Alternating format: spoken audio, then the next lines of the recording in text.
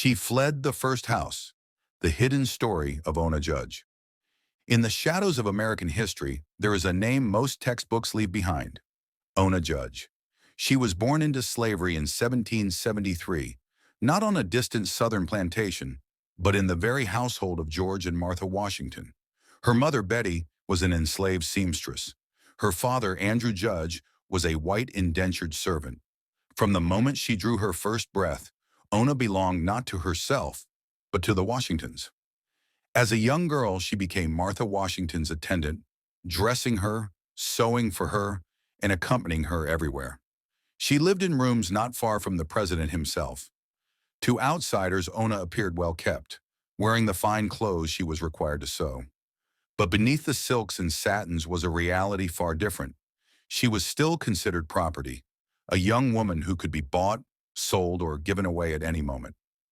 America was speaking of liberty, yet Ona's life was defined by bondage. She watched George Washington praised as a hero of freedom, even as he held her in chains.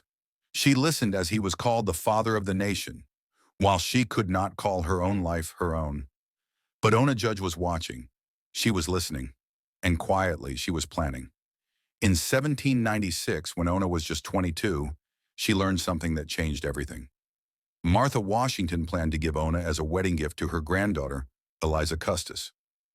Ona understood exactly what that meant: a lifetime of servitude, passed down like furniture from one generation to the next.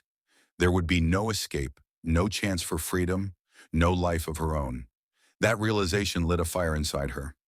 One spring evening in Philadelphia, while the Washingtons dined, Ona slipped away. Every step was a risk. Capture meant a brutal return, and possibly worse.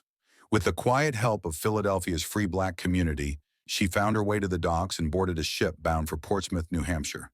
For the first time in her life, she felt the sharp, sweet taste of freedom. When the Washingtons discovered her absence, their fury was swift.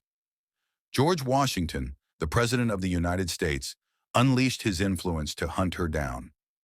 Advertisements for her capture were printed in newspapers. Secret agents were sent north to reclaim her. He called upon his political connections, determined that this young woman who had dared to defy him would be dragged back in chains. But Ona Judge never returned. In New Hampshire, she built a modest, fragile freedom. She married a sailor named Jack Staines and had children. She worked as a seamstress and domestic servant. Never wealthy, often struggling, but always free. The Washingtons never stopped wanting her back. Yet despite poverty, despite hardship, Ona chose her liberty over